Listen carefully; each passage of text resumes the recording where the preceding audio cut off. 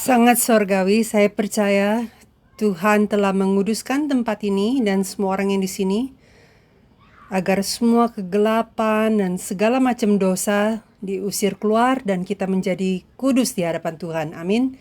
Saya ingin sharing hari ini dari Kisah Para Rasul pasal 13 ayat 1 sampai 12. Mereka yang dipanggil oleh Tuhan untuk pelayanannya. Hari ini Gereja Sion akan adakan rapat AGM tahun 2022, tetapi saya anggap ini bagian pertama karena kita mulai semuanya dengan firman Tuhan. Dan nanti setelah makan siang kita akan lanjut bagian yang kedua, dan menurut saya akan lebih berarti untuk semua orang dan diri saya sendiri untuk menerima firman yang bisa memberi semangat sekaligus peneguran dari firman yang pernah dibawakan oleh pendeta senior Abraham. Dan firman ini dia bawa waktu itu untuk semua pemimpin gereja dan pekerja gereja, dan saya benar-benar berdoa firman ini bisa menguatkan kita semua. Semoga kita semua bisa dengan tulus mempersembahkan diri kita untuk Tuhan. Saya percaya kita tuh dipanggil sebagai pemimpin atau telah diberikan titel, judul atau tidak. Semua yang sudah terima Yesus sebagai penyelamat dan Tuhan kita, kita telah dipanggil oleh Yesus Kristus untuk menjadi pekerja buat kerajaan Tuhan. Amin. Kita telah dipanggil oleh Bapa kita di sorga untuk menjadi bagian dari pembangunan bait sucinya. Jadi saya percaya semua orang yang telah menerima Yesus Kristus, kita telah dipanggil untuk menjadi pekerja Tuhan untuk pelayanan Tuhan. Amin. Dan di negara manapun atau organisasi apapun, negara atau organisasi itu bisa bertumbuh atau tidak tergantung dengan anggota-anggotanya, para pemimpin dan anggotanya semua. Filsafat mereka, sikap mereka, dan dedikasi mereka. Dan saya sungguh-sungguh berdoa kita Gereja Sion akan ada pekerja-pekerja Tuhan, pelayan-pelayan Tuhan yang memiliki pengertian firman yang benar, tujuan Tuhan yang benar, filsafat dan tujuan Tuhan yang tepat agar Gereja Sion bisa tetap bertumbuh. Kita bukan hanya bicara mengenai bertumbuh dalam jumlah atau kekayaan kita, tetapi saya sedang bicara tentang bertumbuh bersama-sama dengan kerajaan sorga, bertumbuh masuk ke dalam kerajaan sorga. Semoga itu menjadi Gereja Sion kita. Jadi kita akan memikirkan beberapa poin tentang orang-orang yang telah dipanggil oleh Yesus Kristus ke dalam pelayanannya. Poin yang pertama, biasa saya ada 3 poin, baru kesimpulan. Hari ini ada 9 poin, jadi nyamankanlah diri di tempat duduk. Saya kan sedang bawa khotbah yang dari pendeta senior, jadi duduk dengan nyaman lah. Poin pertama, kita dipanggil untuk melakukan hal apa? Di ayat pembukaan kita, di Kisah Para Rasul pasal 13, di ayat 2 dikatakan, pada suatu hari ketika mereka beribadah kepada Tuhan dan berpuasa, berkatalah Roh Kudus, khususkanlah Barnabas dan Saulus bagiku untuk tugas yang telah kutentukan bagi mereka. Mereka yang telah dipanggil oleh Tuhan, dipanggil untuk melakukan pekerjaan Tuhan. Iya kan? Setiap hal yang kita lakukan itu harusnya pekerjaan Tuhan di dalam gereja ini. Kita bukannya dipanggil untuk dapat judul, titel gitu, atau untuk dapat posisi yang baik. Kita dipanggil bukan oleh seorang pendeta atau pemimpin sel group atau Yesus Kristus, tapi kita dipanggil oleh Tuhan. Gereja itu adalah perkumpulan orang-orang yang telah dipanggil dan berkumpul untuk satu tujuan, untuk melakukan pekerjaan Tuhan, dan itu adalah apa yang kita lakukan. Itu sebabnya pekerja Tuhan tidak mencari keuntungan sendiri atau agar mereka bisa tenar gitu dalam hal melakukan pekerjaan Tuhan. Tetapi tempat ini untuk melakukan pekerjaan Tuhan, saya bukan bicara mengenai gereja ini, tetapi di mana Tuhan telah memanggil kita untuk melakukan pekerjaan Tuhan. Ini adalah posisi sorgawi. Oleh karena itu, di saat kita dipanggil oleh Yesus untuk melakukan pekerjaan Tuhan, dan kita ada di situasi itu melakukan pekerjaan Tuhan, kita dalam proses melakukan pekerjaan Tuhan, kita ada di tempat yang sorgawi. Jadi kita mengalami sorga di saat kita di posisi itu. Tapi kalau kita keluar dari situ, kita meninggalkan tempat panggilan Yesus dan kita pergi ke tempat lain, berarti kita di tempat yang salah. Ngerti gak? Posisi sorgawi, tugas sorgawi, oleh karena itu kita bahagia dan kita sangat senang telah dipanggil oleh Yesus Kristus. Maka melakukan pekerjaan Tuhan di gereja, kita bukan melakukan untuk gereja, kita bukan melakukan untuk para penatua atau untuk pendeta, tetapi kita lakukan untuk kerajaan sorga. Semoga kita memiliki tujuan yang benar dan ada ketertarikan yang benar juga. Yang kedua, sikap orang-orang yang dipanggil untuk melakukan pelayanan Tuhan. Mereka yang dipanggil oleh Tuhan untuk melakukan pekerjaan Tuhan harus memiliki poin-poin ini atau sikap yang seperti ini. Yang pertama, ada rasa dipanggil. Rasa terpanggil, ayat yang sama, pasal 13 ayat 2. Pada suatu hari, itu dibilang Roh Kudus itu bicara, khususkanlah Barnabas Saulus bagiku untuk tugas yang telah kutentukan bagi mereka. Jadi kita ada keyakinan nggak bahwa Yesus telah panggil kita untuk melakukan pekerjaan Dia? Kita harus ada rasa dipanggil. Kalau nggak kita tuh hanya sukarelawan atau kita hanya coba-coba saja. Kalau nggak, ini hanya waktu luang yang kita ada dan kalau tidak seperti ini kita akan cari sebuah upah dalam pelayanan. Kenapa? Siapa yang panggil kita? Kenapa kita ada di sini? Kenapa kita menjalankan jalan iman ini, agama Kristen ini? Karena Yesus telah memanggil kita. Dan kita-kita yang sudah sungguh-sungguh sadar bahwa kita telah selamat, tidak ada hal yang lain bisa menyelamatkan aku. Hanya Yesus yang bisa selamatkan aku. Di saat kita sadar itu, maka seperti Rasul Paulus, ada sesuatu kayak rasa berkobar-kobar di hati kita, keinginan yang kita tuh ingin melakukan sesuatu untuk kerajaan Dia. Kita ingin menjadi hamba Dia. Dan itu adalah panggilannya. Apa yang kita harus yakinkan adalah Tuhan telah memanggil kita. Tadi kan saya bilang Tuhan telah memanggil kita. Yesus telah memanggil kita. Banyak di antara kita diminta untuk pelayanan di misalkan departemen mana gitu. Bukan orang yang suruh kita sebenarnya, bukan ketua atau pemimpin dari komite itu yang memanggil kita atau si pendeta yang suruh kita melakukan sebuah tugas, bukan. Di belakang itu semua saya percaya dan saya doa kalian semua percaya juga bahwa itu Yesus sebenarnya, Tuhan sendiri yang memanggil kita. 1 Timotius pasal 1 ayat 12, aku bersyukur kepada Dia yang menguatkan aku, yaitu Kristus Yesus Tuhan kita, karena Ia menganggap aku setia dan mempercayakan pelayanan ini kepadaku. Jadi saya sungguh-sungguh doa kita semua bisa mengakui ayat ini. Siapa yang membuat kita melakukan pelayanan? Siapa yang tugaskan pelayanan itu kepada kita? Kadang sebagai seorang pendeta, dan mungkin pendeta lain juga memikirkan hal ini, tetapi saya sebagai pendeta khususnya, saya memikirkan hal ini. Apakah karena saya ingin belajar teologi? Apakah karena saya ingin menjadi pendeta, jadi saya berdiri di sini sekarang? Menurut kamu jawabannya apa? Kalau tanya saya, mungkin dulu saya ingin belajar teologi, tapi saya tidak pernah mau jadi pendeta. Ini hal bahaya untuk saya katakan di mimbar. Saya sudah jadi pendeta 18 tahun. Ini tahun ke-18 semenjak saya diurapi menjadi pendeta. Dan udah waktunya menurut saya harusnya udah terbiasa dengan posisi ini. Udah waktunya saya harusnya tahu apa yang saya sedang lakukan. Tapi setiap tahun rasa menyesal, rasa kurang percaya diri itu bertumbuh dan bertumbuh.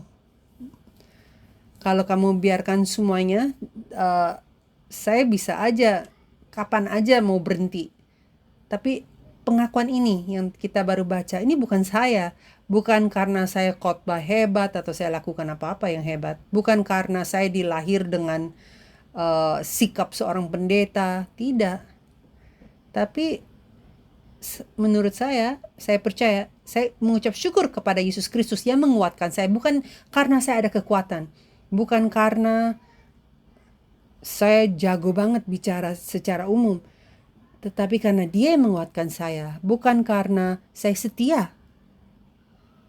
Orang-orang yang mengenal saya, tahu sejarah saya yang paling tidak setia. Saya kalau udah susah saya lari diri, kabur. Tetapi Dia menganggap saya setia, bukan karena saya setia. Dia menganggap saya setia dan suruh saya pelayanan. Jadi saya nggak bisa kabur. Saya minta maaf, saya mau nggak mau saya harus jadi pendeta di sini.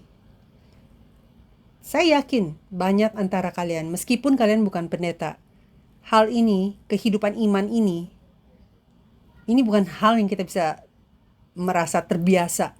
Kadang kita rasa kayak, aduh saya percaya Yesus sudah 30 tahun. Harusnya kan lebih gampang. Harusnya saya tahu caranya. Tapi tidak seperti itu. Tetapi dalam hal melakukan pekerjaan Tuhan, bukan karena kita dapat banyak keuntungan, atau selalu itu wah fun banget, seru gitu. Tetapi ada sukacita yang kita nggak bisa ekspresikan. Ada panggilan itu, dan karena panggilan itu kita lanjut untuk menjalankan kehidupan iman ini. Kenapa Tuhan panggil kita? Ini sangat penting.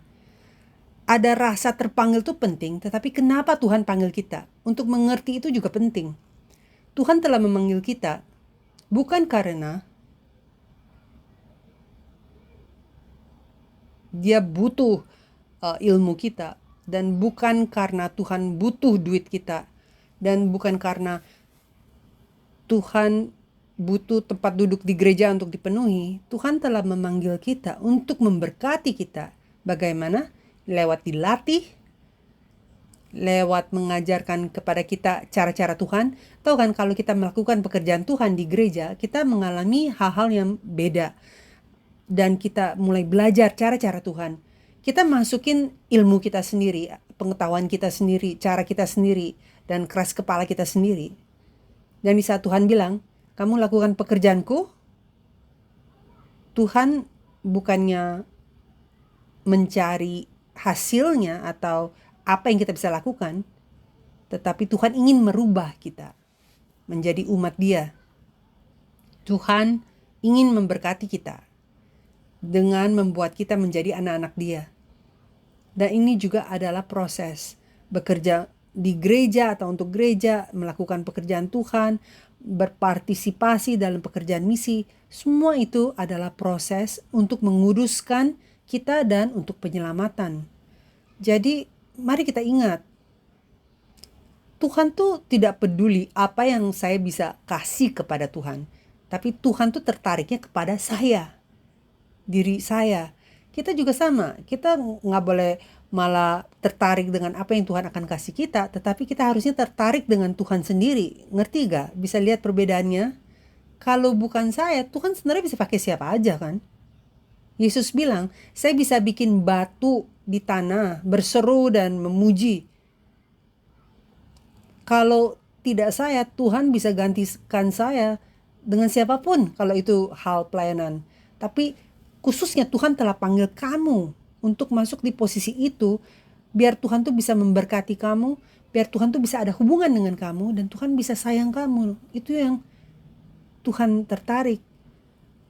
Orang-orang yang membantu Nuh membangun Batra Nuh itu siapa? Itu anggota keluarga Nuh. Orang-orang yang memanggil Nuh sebagai bapak atau suami.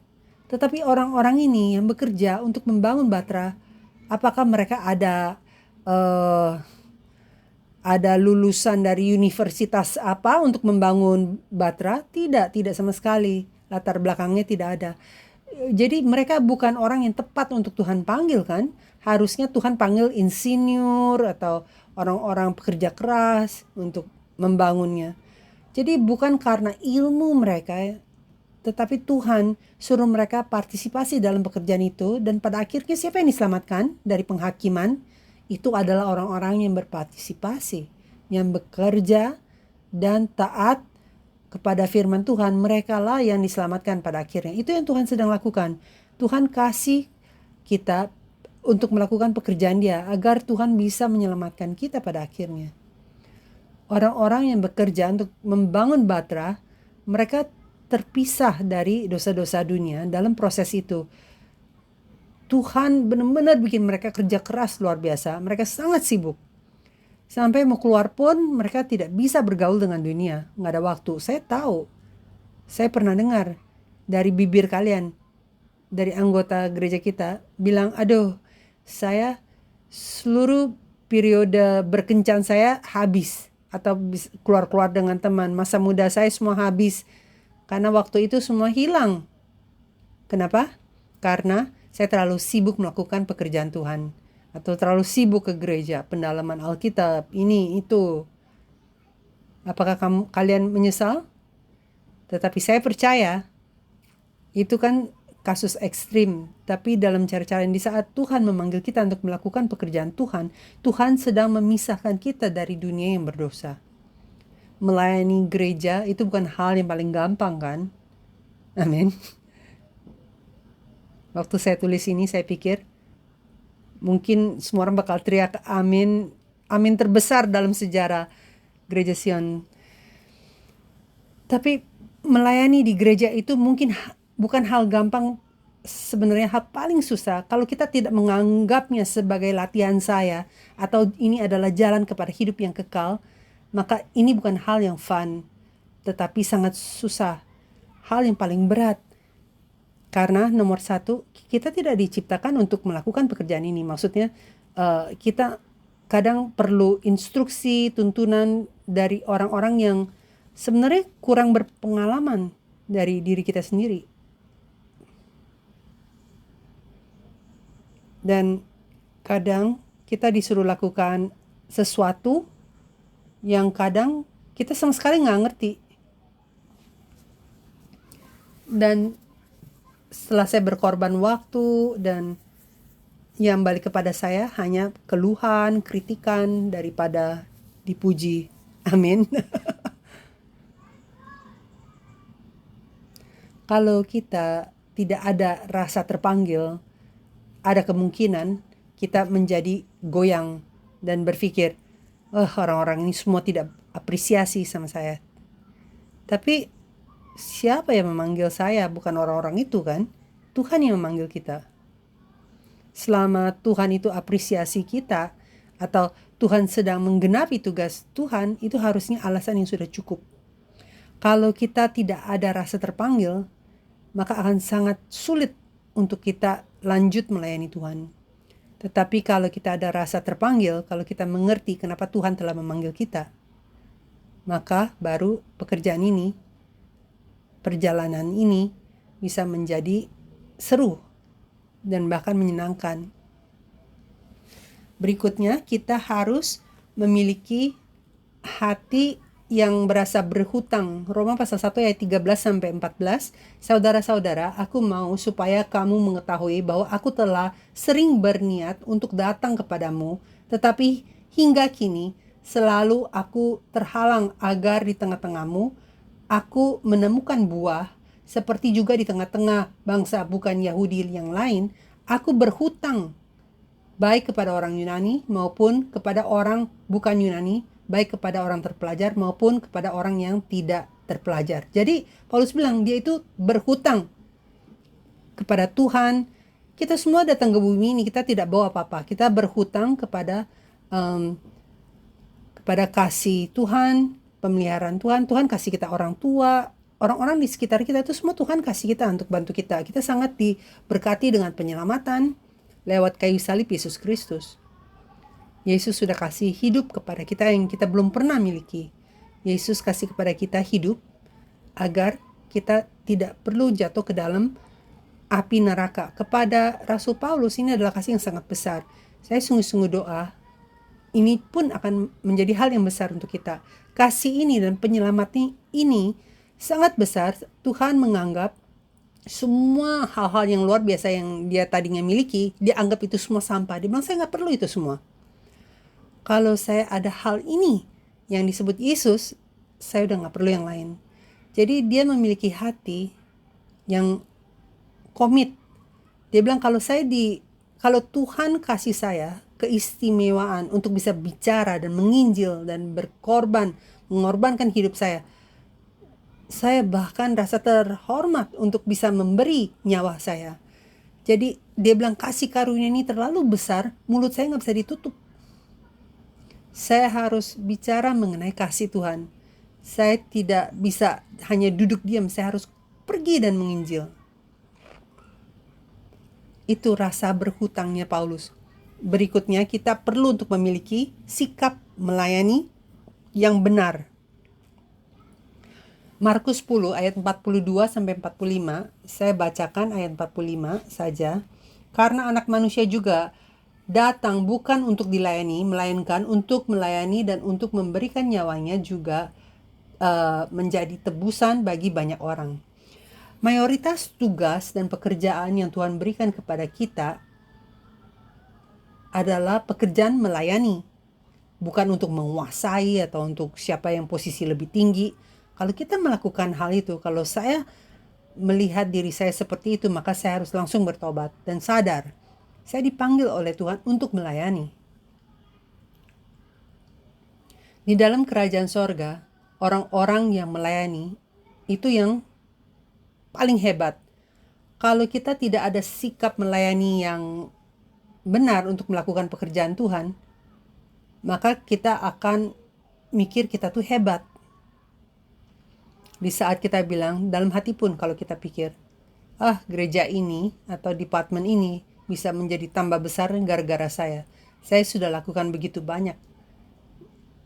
Maka harusnya kalau saya bicara, orang lain harus dengar saya. Atau saya udah melakukan banyak pekerjaan di gereja ini, kenapa si pendeta itu tidak mengakui saya? Nah itu, merasa dirinya hebat sendiri. Kemarin untuk kebaktian doa subuh, saudara kita Nicholas, dia sharing firman Hezekia. Saya sangat diberkati lewat sharingnya dia mengenai Hezekia ini, sikap dia. Waktu Tuhan bilang dia bakal mati, dia doa, dia bilang, Tuhan tolong ingat semua hal-hal yang benar yang saya pernah lakukan di masa lalu. Apa yang dia sudah lakukan? Emang dia lakukan banyak? Apa aja yang dia pernah lakukan? Hal-hal benar. Dia reformasi seluruh negara. Pernah gak ada orang di sini lakukan itu? Rubah seluruh negaranya. Tidak ada kan melakukan pekerjaan reformasi.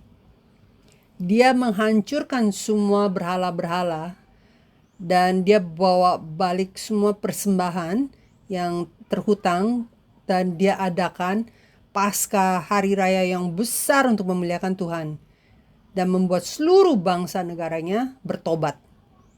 Dan dia dapat berapa banyak? Untuk semua pekerjaan itu, dia dapat apa? Dia dapat 15 tahun. Ada yang kerja lebih keras dari itu?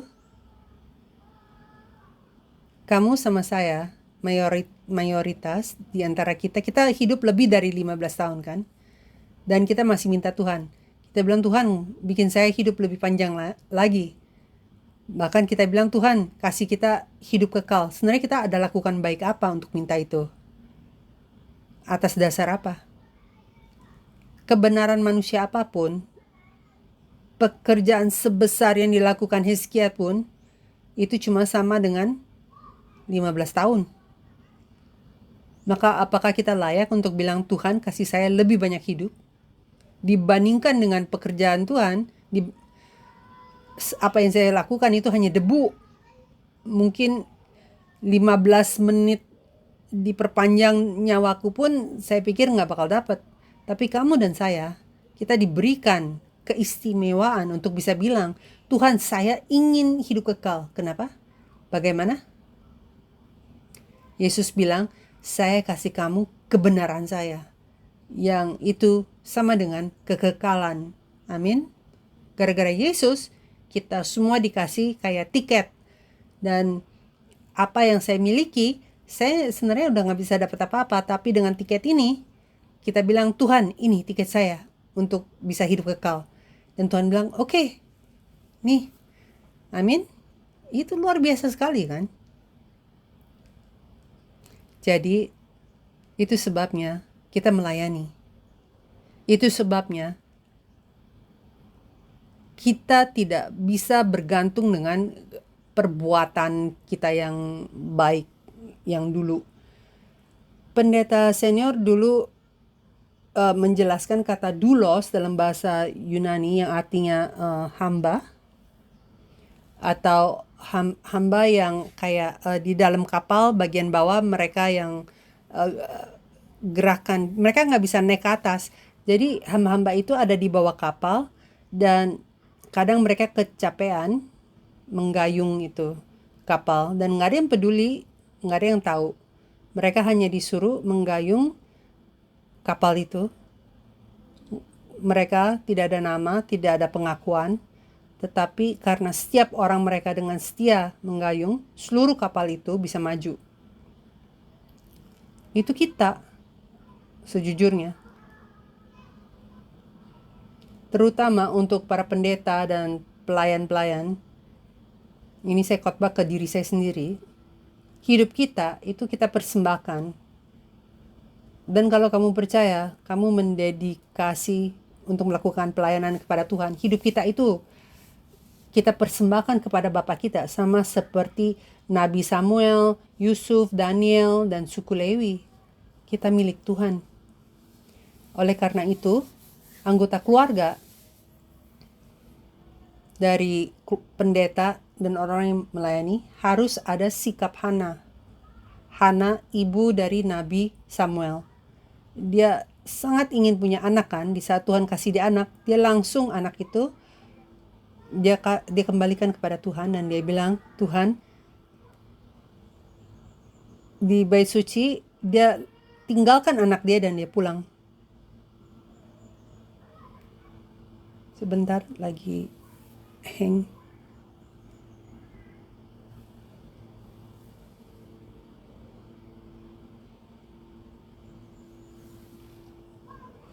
Dia sangat ingin anaknya, tetapi dia dedikasikan anaknya dan dia tidak ambil bagian apapun dari anak itu. Dia kasih semua ke Tuhan. Kita pun bukan milik kita sendiri. Kita seperti tentara sebuah bangsa. Kalau tentara keluar untuk berperang, dia kasih hidup dia berserahkan hidupnya untuk negaranya. Di perang pun tentara bisa mati, tetapi mereka udah ngerti itu dan dia melakukannya untuk negaranya. Sama dengan para pendeta, pelayanan, kita nggak bisa terbagi dalam hal pribadi. Kita harus siap untuk meninggalkan tera kita. Kita nggak bisa utamakan keluarga atau apapun. Poin yang ketiga. Poin ketiga besar. Dalam pelayanan harus ada diversity. Ini sama, di Kisah Para Rasul pasal 13 ayat 2, Roh Kudus bilang, khususkanlah Barnabas dan Saulus. Barnabas dan Saulus memiliki karakter dan kepribadian yang beda. Orang yang beda-beda dipanggil untuk tugas beda-beda dan kadang caranya pun beda-beda. Tapi untuk satu Tuhan, satu kerajaan, satu tujuan. Kalau kur itu atau orkestra, kalau mereka semua suaranya sama, instrumennya sama, kalau semuanya membuat suara yang sama, itu bukan kur. Kalau orkestra itu dibuat dari instrumen yang sama, memainkan note yang sama, maka tidak begitu luar biasa.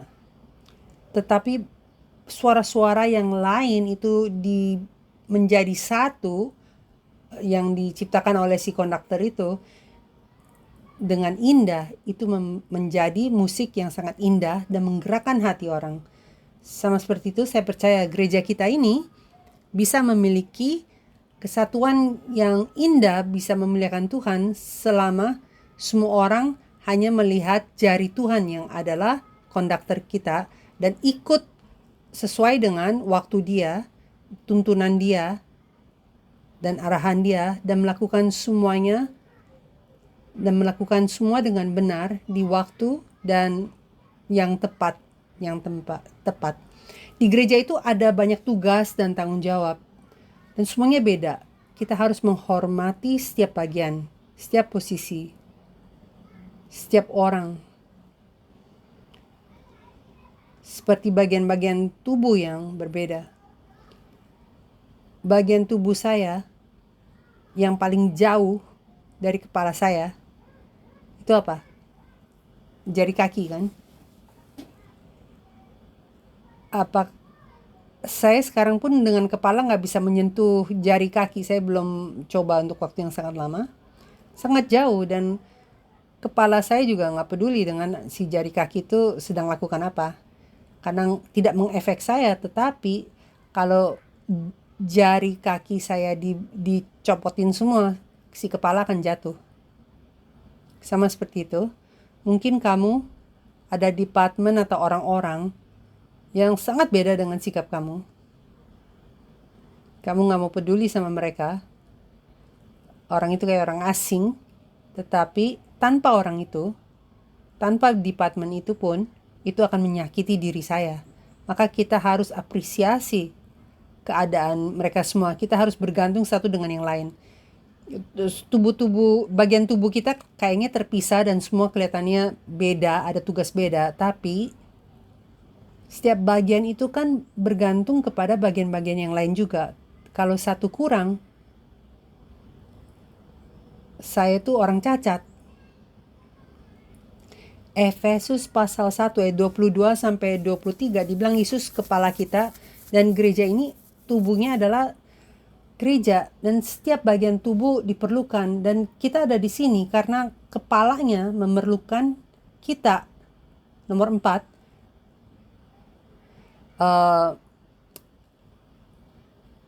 di gereja orang-orang yang ditentukan. Kisah Rasul pasal 13 ayat 3. Maka berpuasa dan berdoalah mereka dan setelah meletakkan tangan ke atas kedua orang itu. Jadi ini cara untuk mereka memberkati dan mengutus seseorang melakukan misi. Jadi ini mengenai peraturan di gereja. Ada urutan atau peraturan. Meskipun kalian gak suka cara saya bicara, ada orang yang bilang saya gak suka suara kamu.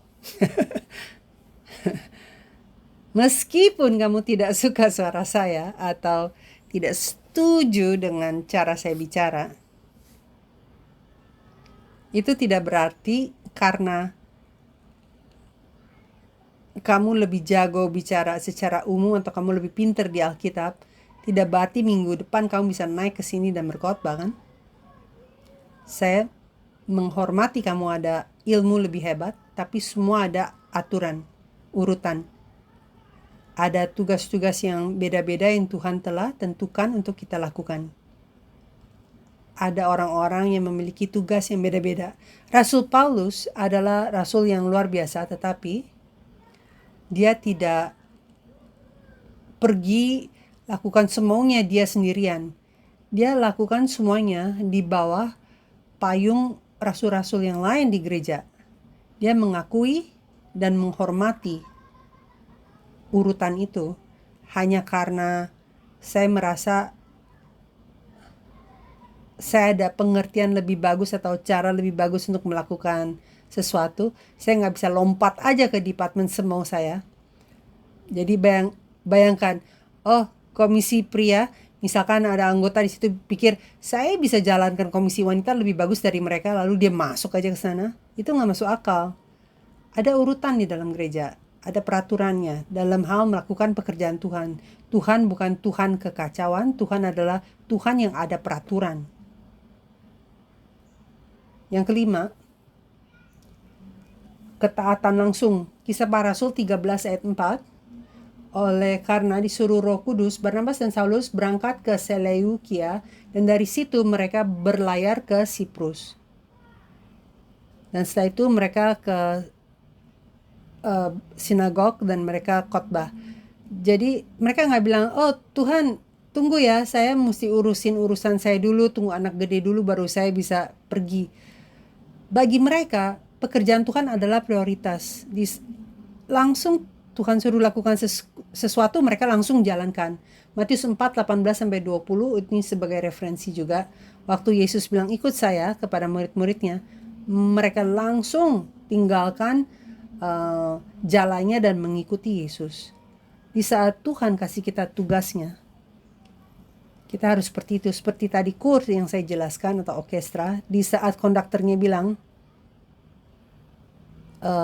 oh alat ini harus berbunyi, orang yang main alat itu tidak bilang, oh tunggu saya napas dulu. Jadi di saat konduktor menunjuk kepada dia, suara itu harus keluar agar seluruh orkestranya bisa mengeluarkan bunyi yang indah. Tuhan adalah konduktor kita. Nomor 6, pengertian yang tepat atas tugas dan misi yang diberikan. Untuk kita bisa langsung nurut, kita harus belajar dan mengerti visi dari departemen saya apa, tugas yang diberikan kepada saya apa yang saya harus lakukan, tanggung jawab saya apa. Ayat 5, di ayat pembukaan kita, setiba di Salamis, mereka memberitakan firman Allah di dalam rumah-rumah ibadat orang Yahudi, dan Yohanes menyertai mereka sebagai pembantu mereka. Mereka udah tahu apa yang mereka harus lakukan. Dan mereka melakukannya, menjalankannya. Ada tugas-tugas yang berbeda, tanggung jawab yang berbeda di setiap departemen. Seluruh tujuan dan fokus gereja kita adalah untuk melayani Tuhan, untuk menyembah Tuhan. Mengangkat penyembahan yang hidup kepada Tuhan, itu nomor 1, paling prioritas, untuk menyembah Tuhan dengan benar. Dan untuk menyebarkan firman Tuhan di dalam gereja, di negara Singapura ini, dan di seluruh dunia. Pekerjaan misi, itu tujuan kita. Umumnya itu. Tapi untuk itu semua bisa terjadi, itu kan bukan hanya bagian kebaktian yang bisa menjalankan itu. Bukan hanya bagian misi yang bisa melakukan itu. Seluruh gereja harus bergerak bersama-sama untuk menggenapi pekerjaan itu. Tapi banyak orang, oh itu kelihatan bagus, saya mau pekerjaan itu. Mereka mau karena keren kelihatannya. Mereka hanya ingin melakukan hal-hal yang keren. Tetapi untuk menggenapi pekerjaan itu dan tanggung jawab itu, ada hal-hal lain yang kamu harus lakukan dulu. Hal-hal yang tidak kelihatan, seperti bersih-bersih, datang pagian, pulang lebih telat. Ini semua termasuk. Kita nggak bisa muncul aja terus boom lakukan hal yang keren lalu hilang. Ada banyak hal yang kita harus mengerti. Visi pelayanan saya apa, tujuan pelayanan saya apa yang saya harus lakukan. Kalau kaki kanan tidak mengerti apa yang dia harus lakukan di saat dia harus bekerja, di saat kaki kiri maju untuk jalan, maka saya tidak bisa maju. Waktu yang tepat itu penting, mengerti pekerjaannya juga penting. Fokus gereja kita sekali lagi adalah untuk memuliakan Tuhan di saat kita menyembah. Dan bukan hanya komite penyembahan yang lakukan itu atau kebaktian yang lakukan itu, tapi kita semua. Yang nomor 7, kepentingan untuk bisa kerjasama. Kita bicara tentang mengerti dan apresiasi perbedaan. Dan itu mulai dari situ. Kepentingan bekerja bersama.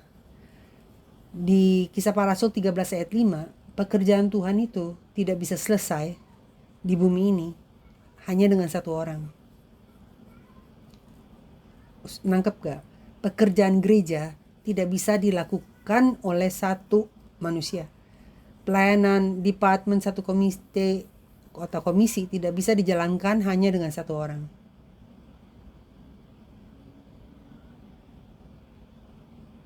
Mereka mengerti kebutuhan bekerja sama dengan yang lain. Ada orang yang melakukan pekerjaan yang sangat luar biasa kalau sendirian, tapi kalau dimasukin dalam kelompok itu berisik sekali. Kita harus belajar untuk saling hormati, saling apresiasi, dan bisa kerja satu dengan yang lain. Di Roma pasal 16, Rasul Paulus memperkenalkan pekerja-pekerja sama dia. Tahu gak berapa nama yang dia sebut? Paulus itu orang Tuhan yang berkuasa sekali. Dia menyampaikan firman yang luar biasa. Ribuan orang bisa datang ke Yesus.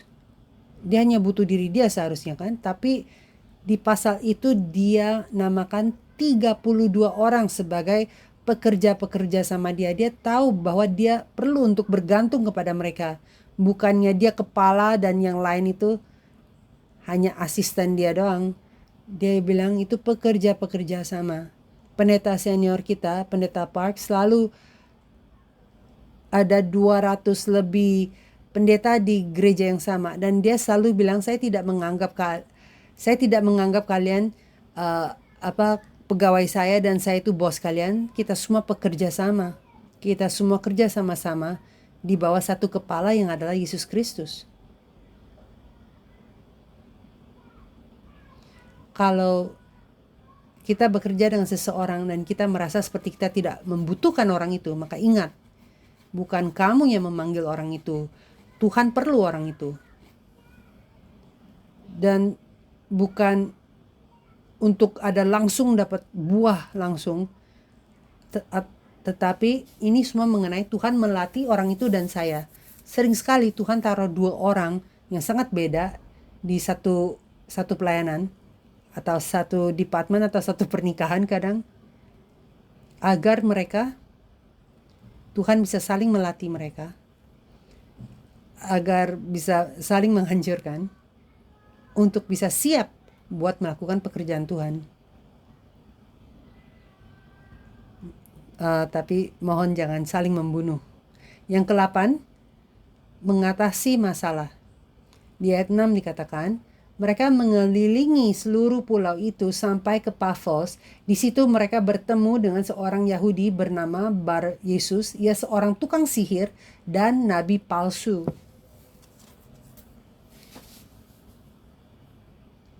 Di saat kita melakukan pelayanan Tuhan, akan selalu ada hambatan. Atau kalau kita melakukan pekerjaan Tuhan dan tidak ada hambatan, jangan bersuka cita.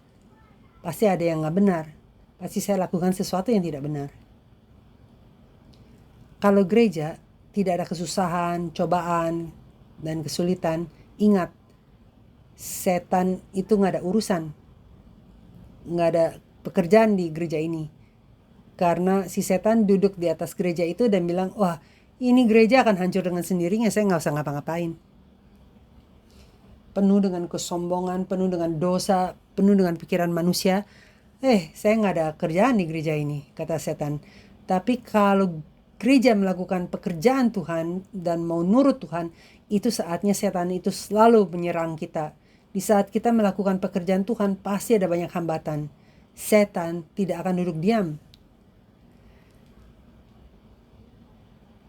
Tapi hikmat dan kasih karunia dan kuasa Tuhan memberi kepada kita kemampuan, kuasa rohani, untuk bisa membuat hambatan itu menjadi langkah kita untuk bisa maju ke Tuhan. Maka jangan, tolong jangan mikir si A atau si B sebagai oh ini hambatanku, saya harus injak orang itu. Bukan, maksudku bukan itu. Saya sedang bicara mengenai pekerjaan rohani setan untuk menghancurkan saya, untuk menurunkan saya, seperti angin besar, badai besar, semua burung yang lain terbang ke sarang mereka untuk cari tempat sembunyi. Tapi burung Raja Wali membuka sayapnya dan menggunakan angin itu untuk bisa terbang lebih tinggi lagi. Semoga kita diberikan kasih karunia, kuasa, hikmat untuk bisa terbang lebih tinggi lagi secara rohani. Meskipun ada cobaan seperti badai datang di saat kita melakukan pekerjaan Tuhan. Dan di saat kita bisa mengatasinya, biasanya kan hambatan, cobaan itu datang karena kekerasan kepala saya atau keserakaan saya, seringkali seperti itu. Tetapi kalau saya bisa mengatasi keserakahan saya sendiri atau kegelapan saya atau cobaan saya sendiri, maka Tuhan akan menuntun kita kepada kemenangan yang besar. Itu poin ke-9, buah dari pelayanan. Saya sungguh-sungguh doa, akhir dari tahun depan, kita akan memiliki buah lebih banyak lagi dari pelayanan kita. Di Kisah Para Rasul pasal 13 ayat 12, melihat apa yang telah terjadi itu, percayalah gubernur itu. Jadi mereka bahkan berusaha untuk menginjil gubernur. Tapi saat mereka itu penuh Roh Kudus, maka si gubernur itu menjadi percaya. Bukan percaya karena mujizat itu, bukan karena orang itu menjadi buta, tetapi sangat luar biasa dengan ajaran Tuhan. Sangat takjub dengan firman Tuhan. Semoga itu menjadi hasil setiap komite di Gereja Sion dan buah yang kita akan hasilkan pada akhirnya. Sekarang kesimpulannya, rahasia kepada kesuksesan mereka. Rahasia kepada kesuksesan mereka. Kembali ke Kisah Para Rasul 13 ayat 2, pada suatu hari ketika mereka beribadah kepada Tuhan dan berpuasa, berkatalah Roh Kudus. Yang pertama, penyembahan yang hidup. Itu adalah rahasia kepada sukses di dalam pelayanan kita. Kalau kita sukses untuk menyembah Tuhan, maka kita pun bisa sukses untuk melayani Tuhan. Tapi ada orang yang ingin melayani Tuhan, tapi mereka nggak mau ikut kebaktian. Mereka nggak mau ikut untuk terima firman Tuhan. Mereka tidak fokus pada penyembahan. Mereka hanya fokus kepada pekerjaan gereja. Akhirnya itu tidak akan menghasilkan banyak buah. Jadi pertama kita harus sukses dulu untuk menyembah Tuhan. Ingat Simeon dan Hana di Lukas pasal 2 waktu Yesus dilahirkan, mereka sedang menyembah di bait suci. Mereka sedang doa kepada Tuhan dan mereka terima Roh Kudus. Dan waktu Yesus datang sebagai bayi, mereka diberikan wahyu untuk mengerti bahwa inilah penyelamat Mesias. Semua pekerjaan Tuhan mulai dari penyembahan. Mulai dari menerima firman Tuhan. Tentara apa akan keluar berperang tanpa menerima pengertian apa yang sedang terjadi?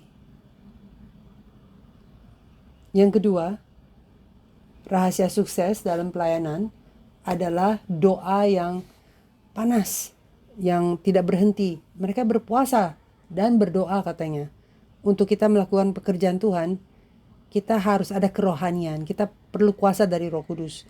Dan tanpa doa, kita tidak akan pernah bisa terima kuasa Roh Kudus. Amin. Ada orang yang bilang, oh saya ada firman. Hanya ada firman akan bisa bikin kita sombong dan angkuh, kepala kita jadi gede. Tetapi lewat doa, menerima firman, dan di atas firman itu kita berdoa untuk menerima kuasa Roh Kudus. Tanpa kerohanian itu, kita tidak bisa. Maka kita harus serius, lebih serius tentang pelayanan kita. Artinya, kita harus bergantung kepada Dia. Kadang, kita harus puasa di saat kita dalam kesulitan. Kita harus tahan diri dari hal-hal lain dan fokus hanya pegang kepada Tuhan. Doa itu tidak gampang, tapi itu seperti latihan. Kita harus paksa diri kita untuk melakukannya. Tapi di saat kita mengalami kuasa doa, udah gak usah paksa diri sendiri. Kita bergantung kepada berdoa. Kita akan berdoa dengan sendirinya kepada Tuhan. Di saat kita baca Alkitab, belajar firman Tuhan, dan kita berdoa, saya sungguh-sungguh doa agar kalian semua ingat hal ini, apa yang saya akan katakan. Kalau kamu berubah dan melakukan lebih banyak baca Alkitab dan lebih banyak doa, kamu akan menjadi orang yang lebih baik di mata Tuhan. Kamu akan menjadi orang yang sangat beda. Mari kita lakukan itu. Mulai dari diri saya sendiri. Mari kita jadi orang yang lebih baik, orang-orang Tuhan yang lebih baik tahun depan. Dan ini tidak terjadi hanya melakukannya 1 atau 2 kali, tapi berlanjut terus. Yang terakhir, kita harus terima urapan Roh Kudus. Mereka terima firman, terima instruksi mereka berdoa dan berpuasa, dan Roh Kudus utus mereka. Berarti Roh Kudus datang. Kita harus terima. Harus ada hadirat Roh Kudus di dalam diri kita semua. Kisah Para Rasul 13 ayat 9. Tetapi Saulus juga disebut Paulus yang penuh dengan Roh Kudus menatap dia. Dan Tuhan mendukung apa yang dia lakukan waktu Roh Kudus ada pada dia. Melakukan pekerjaan Tuhan dengan cara yang tepat, itu dalam sendirinya adalah berkat dan keistimewaan. Jadi jangan pikir ini hak saya. Tetapi ini bukan hak saya, ini adalah keistimewaan saya untuk bisa pelayanan. Di saat kita melakukannya dengan benar, dengan sikap yang benar, dengan rasa panggilan yang benar, itu sendirinya adalah berkat, tapi Tuhan akan tambahkan berkat lagi karena kita melakukannya.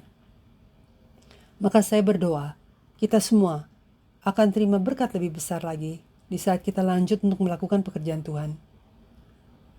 Dan seperti Yesus telah katakan, saya ingin kamu lakukan pekerjaan sorgawi, kerja untuk Tuhan. Dan murid-muridnya tanya, ini di Yohanes pasal 6 ayat 27 sampai ayat 29. Mereka bilang, pekerjaan Tuhan itu apa? Dan Yesus bilang, percaya kepada saya, percaya kepada Bapa. Jadi pekerjaan yang Tuhan telah berikan kepada kita di gereja ini, tujuannya agar kita bisa percaya lebih baik. Jadi kalau kita melakukan pekerjaan setahun dan saya tidak percaya lebih baik, berarti saya melakukan pekerjaannya semua dengan cara yang salah. Dan saya doa, Roh Kudus akan bersama kita, mengurapi kita, agar kita bisa percaya lebih baik. Iman kita bisa bertumbuh, hasil dari pekerjaan itu. Gereja Sion kita adalah perkumpulan orang-orang yang telah dipanggil oleh Yesus Kristus.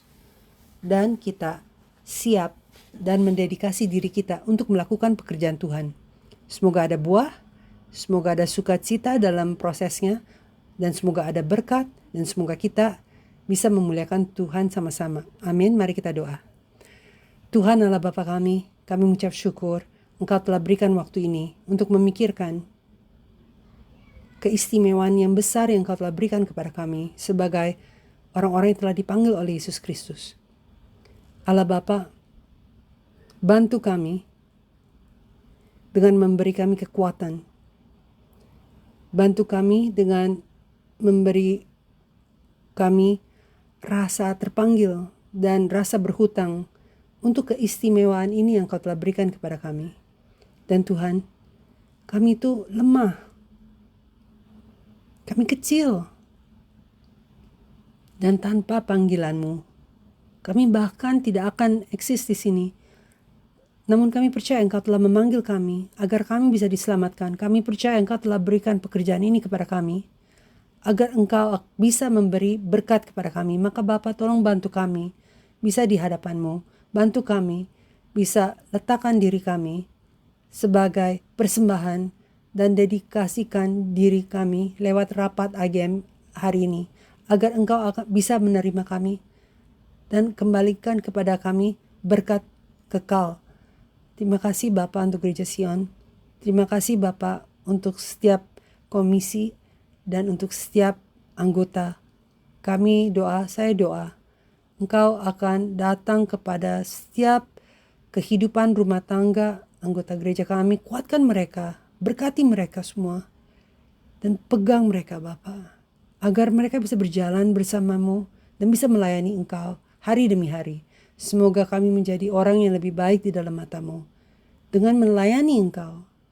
Dan agar kami bisa belajar dan bisa lebih dekat kepada Engkau. Terima kasih untuk kasih karunia-Mu. Dalam nama Tuhan Yesus kami doa, amin. Mari kita ucap syukur kepada Tuhan.